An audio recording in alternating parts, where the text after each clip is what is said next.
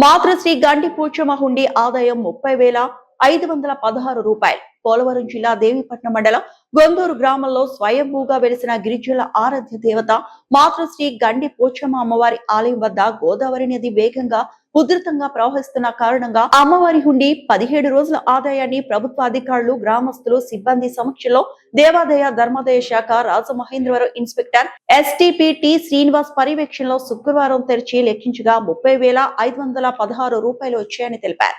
ఈ కార్యక్రమంలో ఆలయ పూజారులు, సిబ్బంది పాల్గొన్నారు.